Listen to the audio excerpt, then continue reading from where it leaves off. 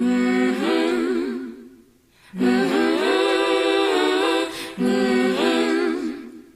man in the world. No man in the world. The measure of any society is how it treats its women and girls.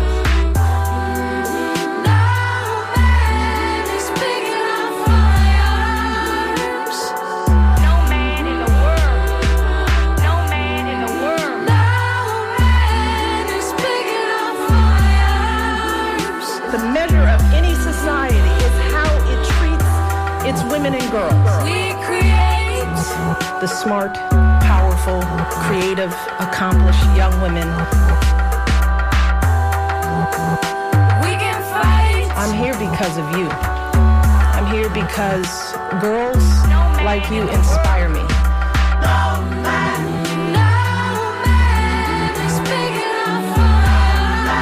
Many of these girls have faced unthinkable obstacles just to attend school.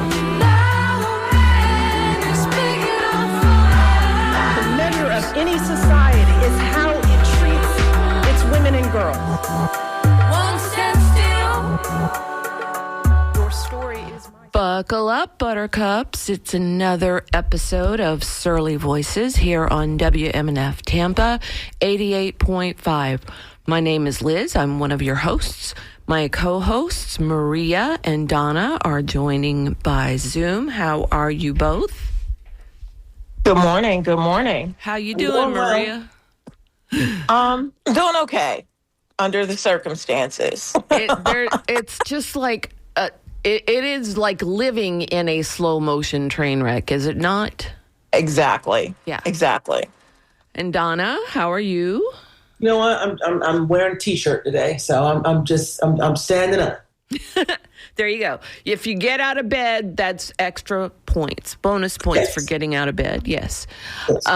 So if you want to join our conversation today, give us a call, 813-239-9663, or you can email to dj@wmnf.org. Today, we're going to talk about the continuing Epstein file saga. In case you missed it, Ghislaine Maxwell was being held in a maximum security prison in Florida. And all of a sudden, she got moved to a minimum security prison in Texas. Now, you look pretty, Donna. I saw the lipstick, extra lipstick. Love the lips, yeah. Matches your shirt. So she's now in minimum security in Texas. And how do you think that happened? Okay. Well, let me do the intro, and then we will get down into that. Okay. Now, this week on Surly Voices, we're returning to the rot beneath the gilded surface because the Epstein story isn't over. Not by a long shot. Not by a long shot. In recent weeks, high-profile figures that were silent are suddenly speaking. Cryptic statements, strategic denials, and awkward interviews are surfacing, if you guys haven't noticed. And now, Ghislaine Maxwell, still in prison, still deeply entangled, albeit not in the maximum security prison in the cockroach heaven that is Florida, still detail entangled, has reportedly granted meetings with government officials quietly, off the radar, and untelevised. So what could she possibly offer that warrants that kind of access, y'all? So this isn't about Epstein or Maxwell or the long, sickening list of men in tailored suits and diplomatic titles. This is about trust broken, shattered, and burned, right? All kinds of trust. Our trust of people who live different and gilded lives, our trust of our governmental systems, et cetera, et cetera. The American public was told that our institutions were built on accountability. But from the very beginning, they've always been built to protect the powerful, the male, the non-colored folk, okay? From plantation owners to financiers, and from robber barons to billionaire predators. So this isn't an old story. This is an old story. And if we can't confront what this case reveals, how power shields itself, and we talk about this all the time on this show, and how justice is rationed by wealth, then we will remain a nation where predators can thrive behind velvet curtains and the people are left in the dark. So let's talk about what's being revealed and what still remains hidden. Okay. All right, let's get in there. Awesome. So, yeah, the thing that happened with Ghislaine Maxwell was attorneys from the current regime went to visit her in the maximum security jail. And then she was like very quietly moved out to Texas. And then the next thing you know, major news outlets are reporting that she says, "Oh, I never saw Trump do anything untoward." Mm. Are you kidding me? I mean, we've seen a lot of things here. We've also seen Trump hanging on to Epstein like they were, the best buds ever. And now we're supposed to think that anytime Trump was around, Epstein was behaving himself? Well, she initiated contact with, what's his name? Todd Blanche. And Todd was formerly Trump's defense attorney. Yes. Okay. So let's connect the dots here. In Tallahassee, and this makes the first time the DOJ has directly interviewed her. But they're saying that she answered over 100 questions. Questions about 100 individuals, and she answered them all honestly. So she's been questioned for 2 days, and reports suggest that she's received limited immunity. If you guys missed that, I think that was discussed. She wanted total immunity, but she's been granted minimal immunity. But so anything that she says can't be used against her. So to your point, Liz, we don't expect her to say anything terrible about anyone. That was not on the Republican side anyway, right? So she's in Camp Bryan in Texas, which is a minimum security prison known, as you suggested, for its dormitory-style housing. So people are just moving around in there. It's called Club Fed. So the first thing she wanted was a little comfort. And that has sparked public scrutiny, as it should, over preferential treatment. And she's does a dog training program. And she's been barred from participating in this service dog training program due to her sex abuse conviction. I don't know. That's a random thing I have written down here. So in prison, you get to participate in job programs, and it's often based on the severity of your conviction. So let's say there are people who work in the prison bakery where they make all the rolls and the buns. And if you're a sexual predator or you have extreme violence in your convictions or your history, they don't allow you to do that. So apparently, training a service dog is a very expensive service. And people often talk about it, but I didn't know they were doing it with prison labor. That's another show. Yeah. I think there's a lot of things done with prison labor that we don't realize. Well, one time Whole Foods was doing their artisan meats and cheeses, and they were being packed in the lovely paper and tied with bows and stamped by prison labor. And then they charge you a gazillion dollars for a Christmas block of cheese and say, oh, this is $87 because it was artisan. It's artisan cheese. And who knew the artisans were guys who kill their neighbors? It's probably therapeutic for them, too, to be slicing up meat and stuff. I hope they're not slicing up the sausages in there. I hope they're not doing that. So, now her legal team is pushing her appeal to the Supreme Court. Oh, God. Have y'all heard that? That she's pushing that to the Supreme Court on the grounds that related to Epstein's plea deal? And she's invoked the Fifth Amendment in connection with congressional subpoenas. Though she signaled her willingness to testify. So she doesn't want to do the congressional thing. But she doesn't want to be exposed to Trump's enemies. Right. But she has agreed to testify, talk to people who are friendly to her under limited immunity, because she deserves that after all of the things she's been involved in. She was helping Epstein, right? We know this about her. Right. She was a procurer. Yes. And his beard, like when he would go out, she would pretend to be his girlfriend. Meanwhile, she's snagging all the young girls she can see. But the House Oversight Committee says that they're pushing for transparency around the issues. And so the survivors they've cranked up the survivors have cranked up the engines. They're upset. She is moved to the minimum security prison in Bryan, Texas, and she has an ongoing Supreme Court appeal. I think that's all of the stuff that we have around it. So now let's chop it up. All right. So yeah, how do we get here? I mean, the whole thing is, every day is a new mind-boggling adventure. But this in particular, it's like, okay, the Republicans have made, and mostly the MAGAs, I would say, the MAGAs have made a huge deal out of pedophilia. Pedophilia, you hear it every time. They invented this story about pizza parlors in D.C. having pedophilia rings run out of them.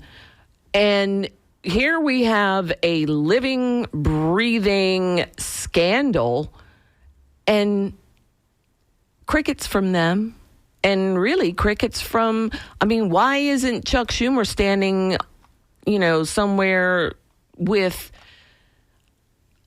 instead of writing his fabulous letters that he does, why isn't he standing up in front of the microphone and saying, this is BS and it needs to stop, and how dare this government go and interfere with this witness?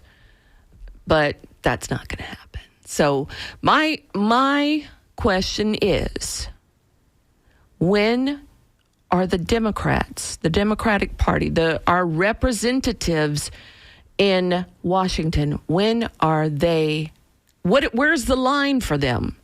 Once the line is crossed, it's going to be too late to come back. But where is that line? Because so far, lots of horrible things have happened, and they're just business as usual. That is the most mind-boggling thing to me. It's we've had cuts to Medicaid. We've had the CDC has been handcuffed and tied to a post and left to die. Where's the line for the Democratic Party? Maria, do you have an answer for that? Because I don't. Do I have a line, an excuse for the Democratic Party? There are no excuses for the Democratic Party. Right. It's like you guys see all this going on, and we don't hear from you. We hear, because it's really interesting who the people are that are on that list, right? yeah. They're very, very well connected. They're very prominent. Doesn't matter what party they're in. You got to remember there was a time when Donald Trump himself was a Democrat, Yes. registered as a Democrat, right? Yes. So let's not pretend that this is a truly bipartisan, nefarious situation here. Right. And so it's like, but still, this is not going to go away, and yet they're pretending like it doesn't even exist. People should be screaming in the halls of Congress about how dare, how can we tolerate this kind of thing? What about upholding the Constitution? Didn't everybody take an oath to do that? And yet, you see Trump doing things every day in violation of the Constitution, and nothing happens. So it's really disturbing, because she puts out this, or she allegedly, because we didn't hear it out of her mouth, we hear it out of the, whatever they've leaked to the press. Oh yeah, she didn't say they did anything wrong, or Trump didn't do anything wrong. I'll bet if it was Bill Clinton that she'd have said he did something wrong, but here we are. Donna, what are your thoughts? I think that she's going to get a reduced sentence. Or even a presidential pardon if she plays this thing the right way, which would put her back into polite society. Well, maybe not polite society. Maybe it never was polite society. Yeah. Put her back into the world as a free person where she can continue to enjoy freedom and her money. She's going to have to throw someone under the bus. Right. There's going to be a sacrifice somewhere. There's got to be a sacrifice. It's got to be something that's titillating to the public, and it's got to be someone unlikely. I think that's the part about this that's fascinating me. Everyone's going to be shocked. It has to have the power to suck up some of this ambient oxygen, right? Right. That is plentiful right now. So it has to be something that it makes people suck air through their teeth. But given her history of unreliability and self-interest, as in the case of most people who don't really think they need other people until they're in trouble, this is going to require some strong corroboration. I think that's going to drag some people into this that we hadn't thought about. I believe that if she cooperates, and her Supreme Court appeal that goes back to Jeffrey Epstein's non-cooperation agreement in 2007, that this could put a thumb on the scale for that if she does it the right way, because we have to remember the back channels are being worked here. And if she fails to implicate major figures, and I said that with an S, yes, we said one, but figures, if she does that, or it seems politically contrived by the folks who are clamoring for justice at the moment, that could backfire on her. And she could find herself dragged into the pits of Dante's Inferno. So she's gotta play this thing very well.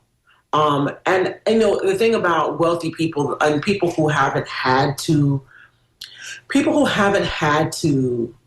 do the bidding of those or be responsive to those they consider beneath them. My week has been a lesson in this.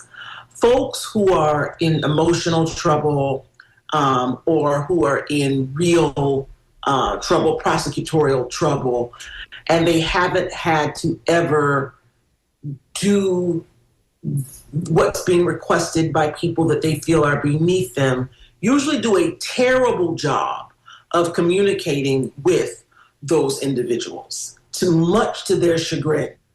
Okay, does that make sense? Yes. So folks who've never had to bend the knee have a hard time listening to those who they feel are of no use to them. Right. That's, okay? Yep. Okay, so that you see that with people who are seeking elected office, and they need to listen to people that are not they don't feel are their peers, and they run their ship ashore because those people are experts, and their other well-off or prominent friends are not, and then they can't get elected and they don't know why. Right. Right. So this is a situation like that where what's her name? This is. This very wealthy woman who comes from privilege, and now she has to do what the air quote basket of deplorables, that fell so horribly for Hillary Clinton, but people like that who are clamoring for her prosecution, she has to give them something they're asking for.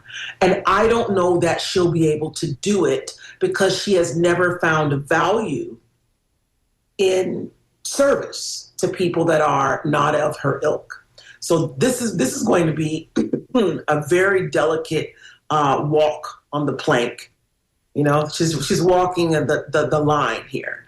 So Trump's folks are clamoring. Trump's base is clamoring for some meat, And if she doesn't understand that she has to give them something, she's going to die on the vine.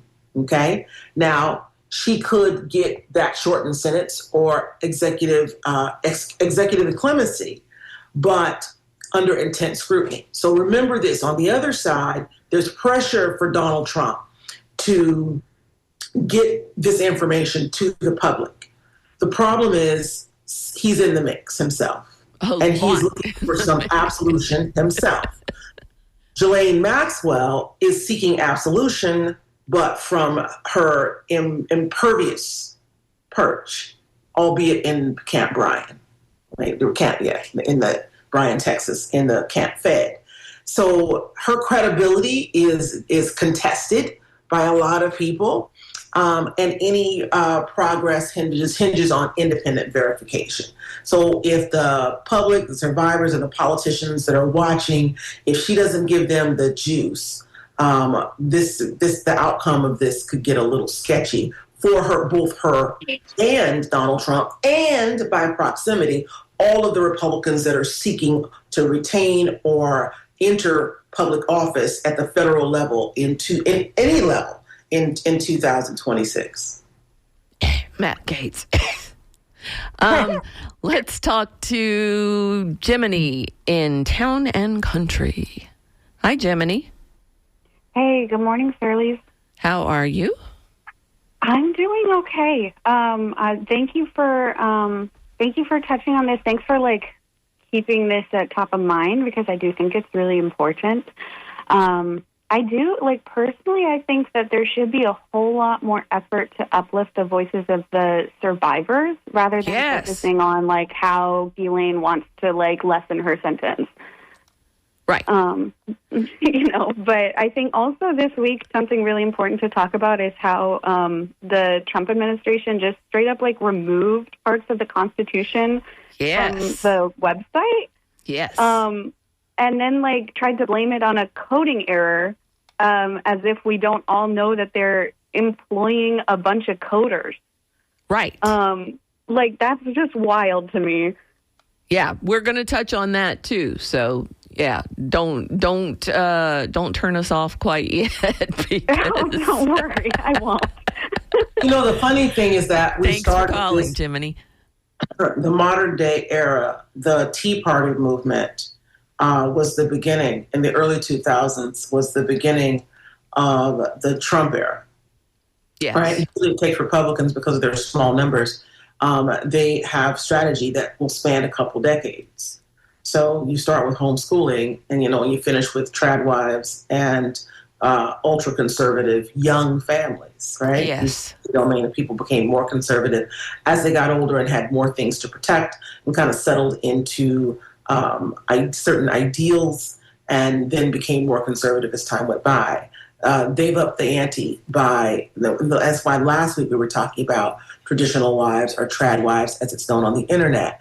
And that is a movement, the same as the manosphere, that is rooted in Republican strategy to make their ideas more palatable to younger and a broader cross-section of voters.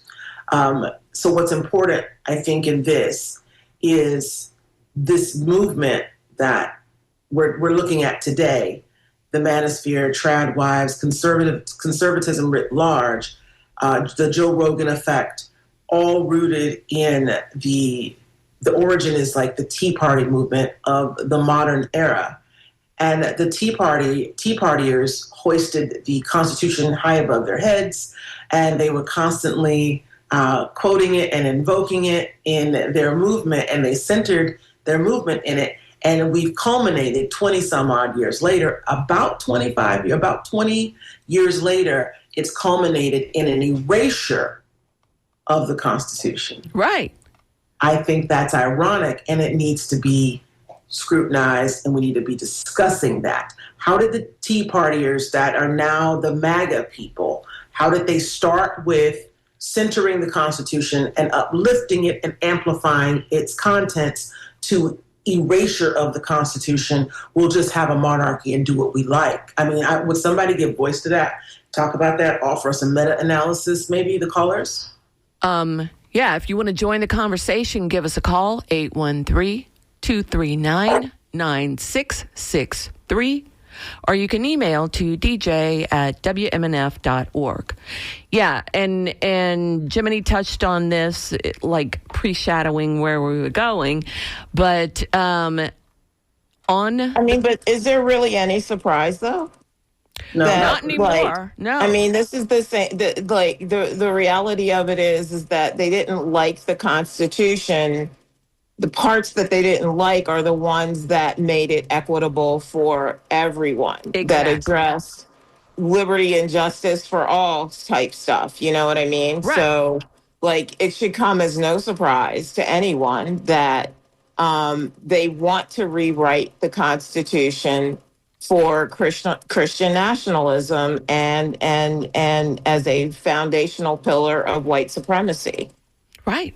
Because they're trying to take us back, drag us all the way back to plantation times, pretty much, because they don't want anybody who's not a white male to have the same rights as white males do.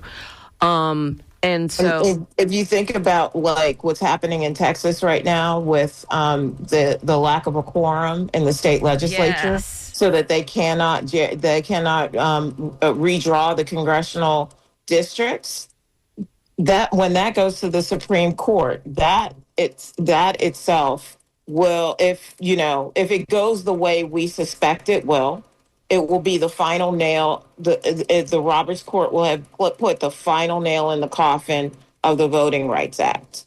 Right? yes, absolutely. It's terrifying.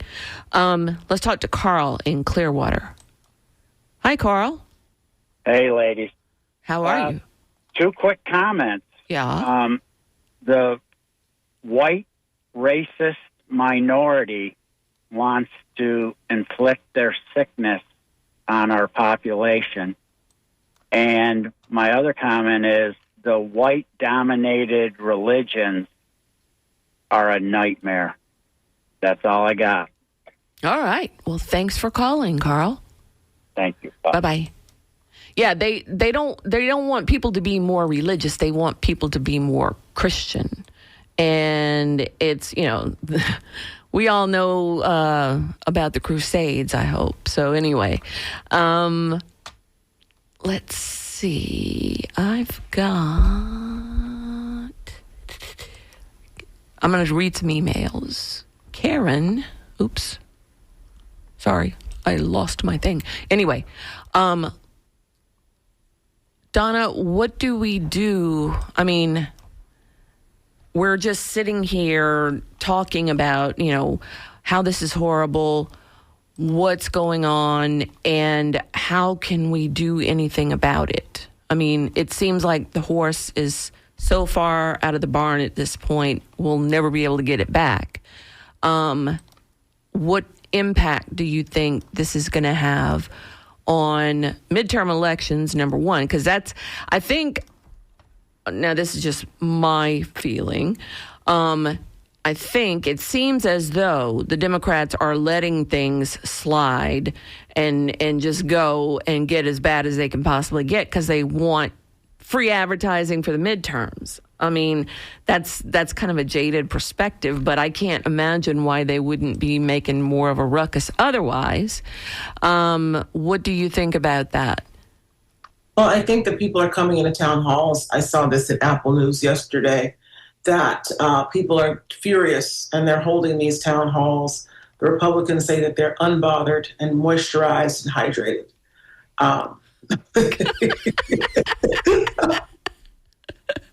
In internet speak, moisturized, hydrated, and unbothered by the screaming people at the town halls. And the people are screaming about, loan rates. They're screaming about Virginia Giuffre. They're screaming about Epstein, Ghislaine Maxwell. They're upset about Donald Doge. They're upset about the whole thing with RFK, what he's doing with mRNA research. I am not a scientist, but apparently there's an entire host of medications and different class of drugs that you can get from mitochondrial RNA research. Yes. That works in the mitochondria, which is like the powerhouse of the cell. Powerhouse of the cell. That's the first thing you learned about mitochondria. First thing you learn. You can talk about ribonucleic acid, in the cellular DNA, and how energy is created in the Krebs cycle. But anyway, there's an entire drug class of drugs that modern medications with different mechanism of action that research will yield, and he's pulled $500 million from that research. This follows, huge reductions in monies allocated to cancer research, vaccine research, et cetera. So people are at these town halls, and now this stuff is coming home to roost in their lives. It's affecting their cancer trials. It's affecting their ability to purchase a home. So there's an entire conversation beneath the aesthetic loveliness of the Tradwives and Ballerina Farms. There's a deep contrast between young people who are trying to start their lives, purchase a home, afford childcare, have a family, that cannot do it. Right. So the Republicans are saying they're not bothered by that because they can't say they're bothered by it, because then they've got to do something about it. And because Trump is ruling them with an iron hand, there's no way for them to do anything about it, because then they have to depart from the MAGA world. And to do that as a career politician, you will do that at great peril to your ambitions. So people are they know it's not right, but this is what happens in any type of, when you have a cult leader or any type of dominant leader, a tyrant, a despot, a strong man. This is what they do. They make people feel, and all they have to do is get together and tell Mike Johnson, we ain't doing this no more. Right? That's all they have to do. And they won't do it. And they have the power. This is one guy that they could simply make a lame duck president. And I will tell you why I think, and I'll stop. I will tell you why I think they're not doing it. They're mean. And Trump is doing a lot of mean things to people that they've long wanted to do mean things to. Okay? Yeah. And so this immigration thing, these mass thugs, marauding as purveyors of justice, running around and snatching people off the streets. We don't even know. That could be our cousin Bud. Right. Right? It could be our nephew Booty. Did have a cousin Booty. Could be my cousin Booty in South Georgia, going around snatching people off the street. There's no way for us to know. There are no badges. There's nothing. The only way that people will allow that to happen is if they think that folks that they don't like are getting something they deserve. Ooh. Okay? And so they're going along with it because they could all just get together and say, this is a bridge too far. This is why they're all going to be indicted at the polls in 2026. And I'm excited for it. Now, let me say this as a political operative. There are a lot of folks who are going to get dragged into this that shouldn't. So there are Democrats who are mediocre that will be elected as a consequence of people just needing a blue wave. Remember that now. Vote blue no matter who. And the no matter who hand is strong right now.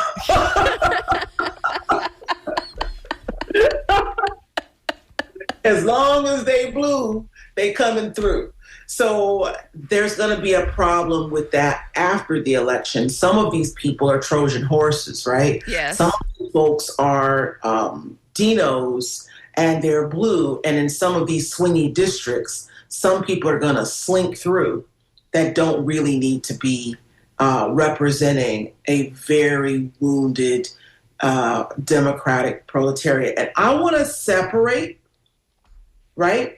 I want to separate people who are Democrats because they have to be, like Black women, for instance. You're a Democrat because you don't have a choice.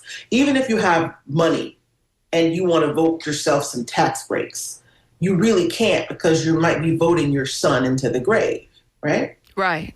So you have to protect all of your interests. And to do so, this Black women, have more degrees than any other group. They're starting small businesses at a faster rate. I'm one of those Black women on their way back to school. I'm one of those Black women that has a couple of small firms. I am one of those Black women that's giving people jobs, but I can't vote myself any tax breaks because I don't want my neighbors to be snatched off a roof in the middle of their shift, because I don't want my son to be dragged off or murdered and then have someone have sovereign immunity. Right.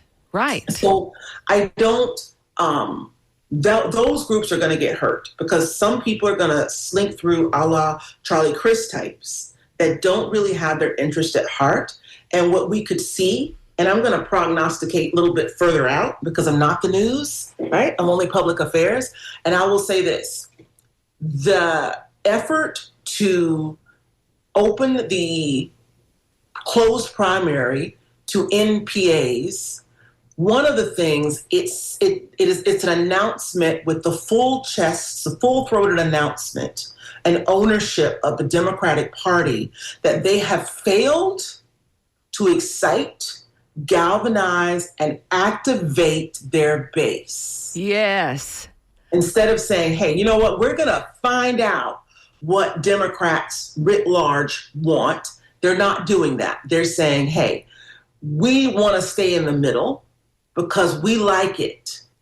Maybe our base doesn't like it, but we like it. We, the grass tops, like it. And we're going to post our flag right here on this moon.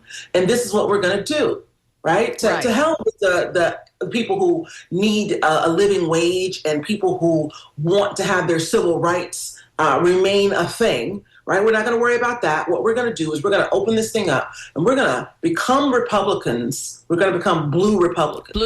Yeah. That's what's on the other side of this, because the party is essentially defunct and not fighting for the majority of folks who are now entering the electorate. And for the next 20 years, those younger people are going to have to fight. Folks like myself that aren't young, but also have many years to work before I can retire and get Medicaid. Like folks that Gen X is the what do you call it? It's the donut hole. Mm-hmm. We're in the donut hole. And so we non-retired older people that are not elderly, along with young people, our children mostly, the 20-year-olds and the 14-year-olds, because a 54-year-old could still have a 14-year-old child because people are having children later because they're waiting for economic prosperity because society has shown us that they don't care about children. So right on the other side of this is a nondescript, moderate Republican, also Democrat in name only, also known as a Dino for those who haven't heard of that, and rhinos, Republican in name only, that are going to have some sort of convergence over the next 4 to 8 years. Oh. All right, so we got a backed up queue here, so let's talk to DJ in Brandon. Hi, DJ. Hello. Hello? Yes. Hi, how are you doing? Good morning. Good morning.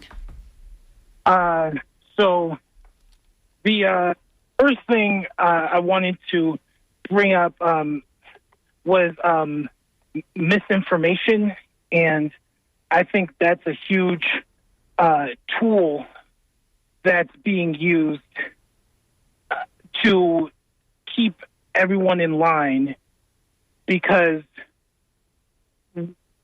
the people who are more to the right only get their news from sources that they approve of.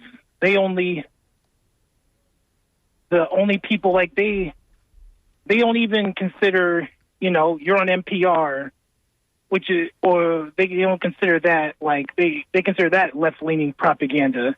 They don't even consider the Associated Press as unbiased.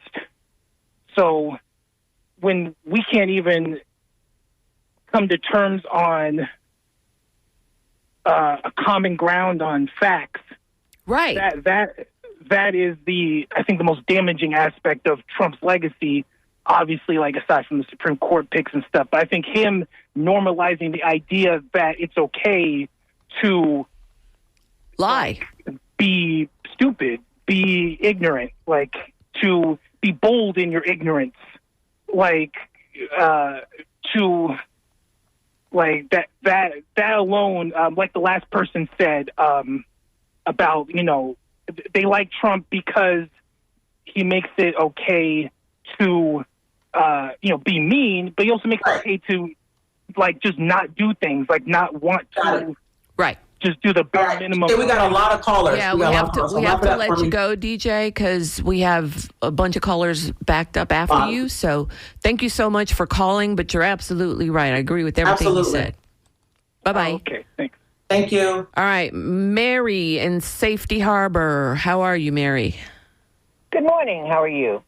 Doing fine. Thank you. Right? Here's the thing. I don't know that you watched Rachel Maddow, but you probably watched the news. And Rachel Maddow, I think, made a very good point on Monday night when she basically did a survey of all of the authoritarian things that Donald Trump has done in the last week. And I agree with her that we have come to a turning point where it's no longer us waiting for an authoritarian state. We're in it. Yeah. State. And the reality of that is that we have lost a lot of our normal ways of dealing with resistance. It doesn't stand up. The law doesn't stand up. The Constitution doesn't stand up. And I get frustrated when I listen to you all and I hear you discussing and ruminating about the Democratic Party and whatever. Also, if you listen to Amy Goodman this morning, she had someone on, his name I can't remember, who had written a book about authoritarian states. And Amy Goodman asked him, so what do we do when we're in one? And he said, we come together. Different people with different issues come together. For example, right now we have even Joe Rogan and some of the people in the manosphere who are opposed to what's going on with the Ghislaine Maxwell thing. I am concerned with some of the rhetoric that I hear a lot on your show. I know you probably remember me from before when I said this.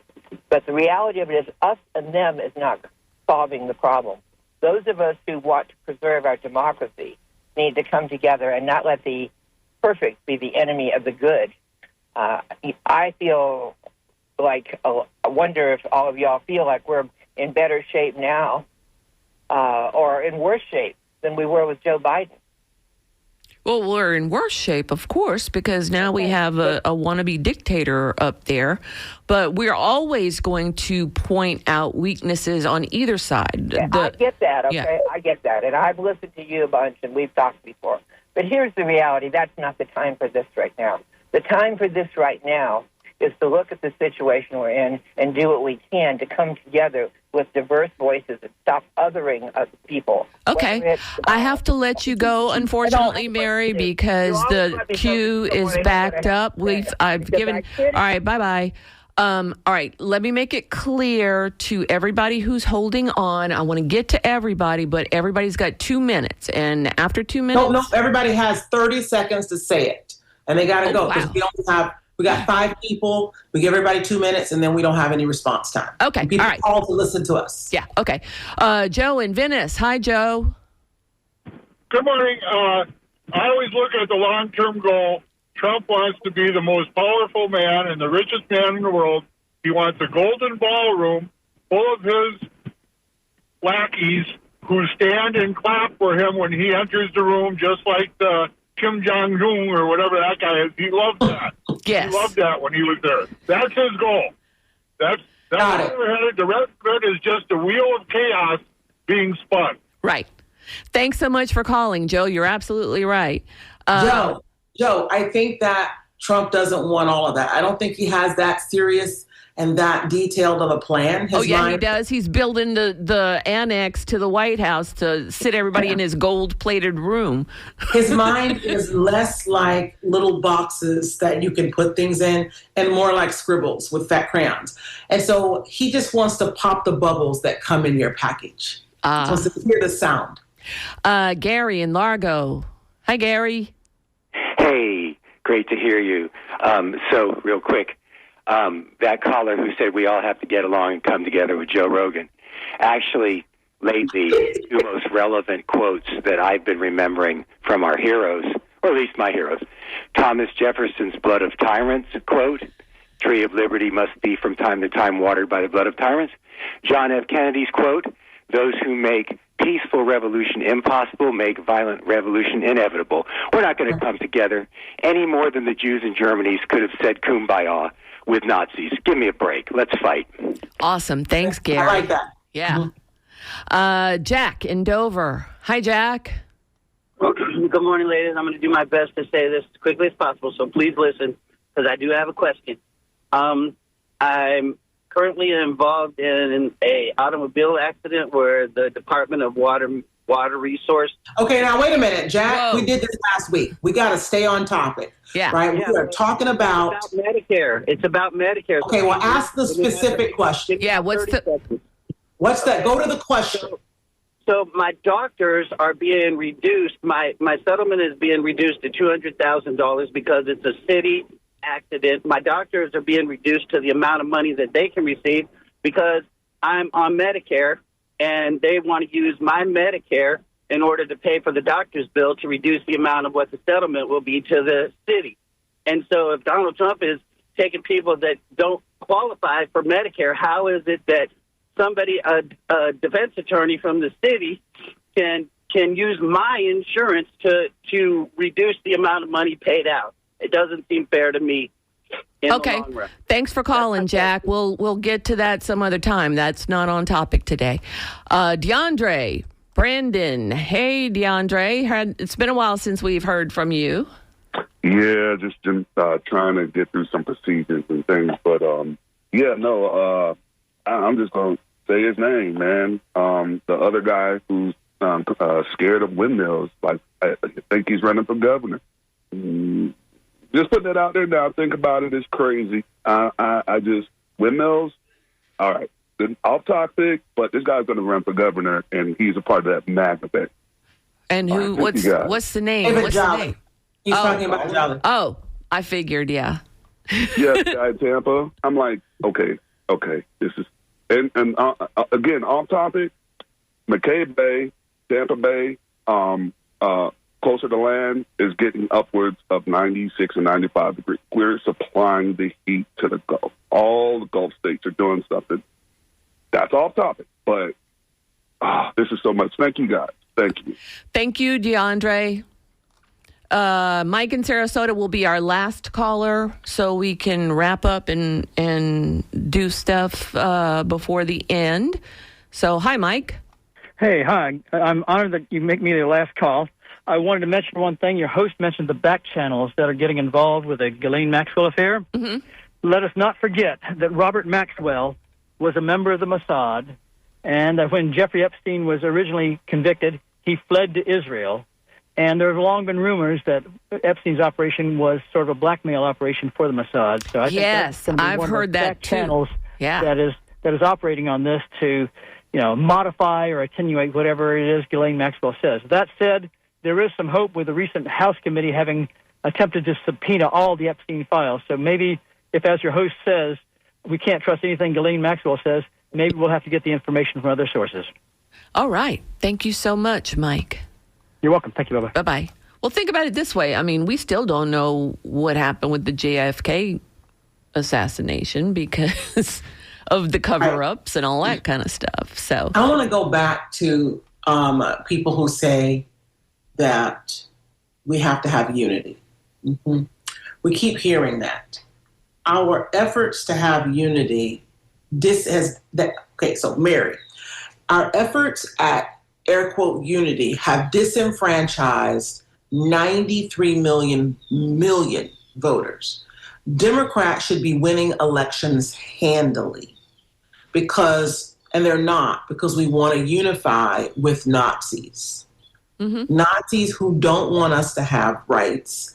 And you're talking about a party unifying, which I think you're referring to. So I don't want to seem to be like I'm being slick, at the mouth and saying you want us to unify with Nazis. I don't believe you want that. I believe you believe that their internal strife in the party is the cause for the disunity and losing elections. I need to set the record straight by the numbers. Democrats should be winning elections handily, and they are not, because they have disenfranchised half of the party. If we want to unify, we need to unify around the ideas and ideals that are core to a Democrat ethos, and we are not. We are being pulled to the right, and because they have been so successful on the far right, there's just small numbers of people that have been successful in indoctrinating everyone else. And so almost like a magnet, Democrats are being pulled toward the right because they think it's exciting. They are in the process disenfranchising the huge numbers of people that are to the left of moderate Democrats, and thereby creating the conditions in which we now find ourselves.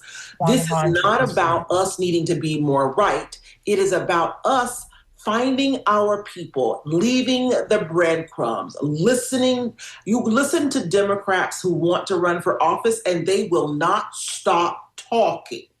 And they need to be the best listeners that we've ever had. These are the people that are entering the space and that are in the space have massive egos, and they think, like Mary, they know what's best for everyone. And all you have to do is a simple litmus test, and it will tell you that what people are obsessed with in this paradigm is the cost of living and the economy and their economic prospects, because we are a capitalist society, whether we like it or not. And if people don't have capital, it imposes a sort of death on them.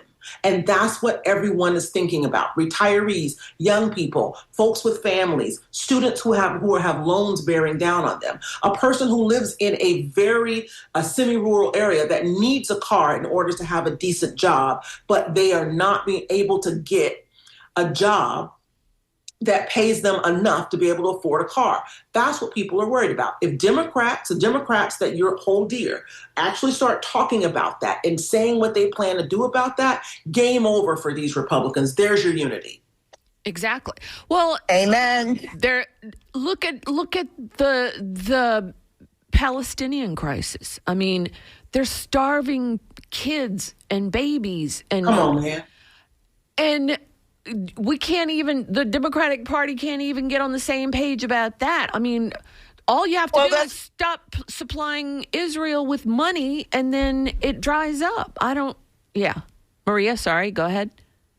Well, that's the whole thing. No, I mean, I think it all ties together. It's like we're talking about vote blue no matter who, but then when somebody says they're against genocide, or that or Mamdani, who is running for mayor of New York, wins the primary, it's like, well, we didn't mean that blue.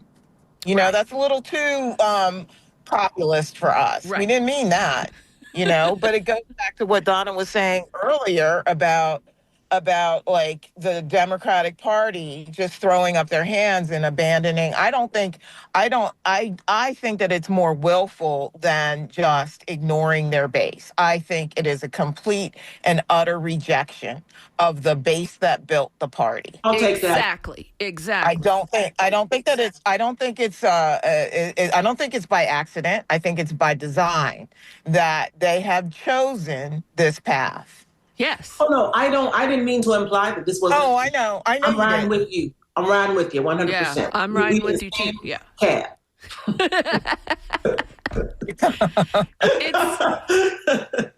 It's like it's time for the working class folks to engage and show everybody that they have power in the vote. As long as we have the vote, we ain't gonna have it much longer, because it's about to be. I think that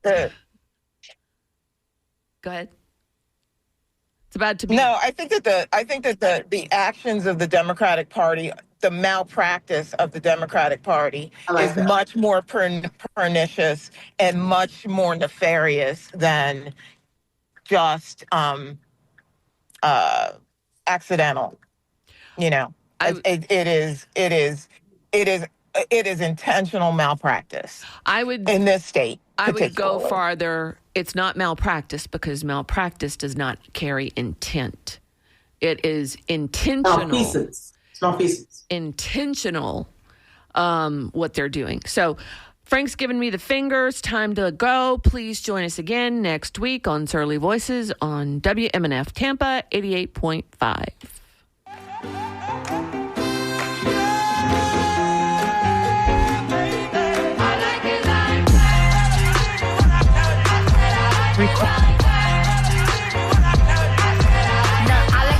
I like diamonds, I like stunning, I like shining, I like $1 million deals. Where's my pen? Bitch, I'm signing. I like those Balenciaga.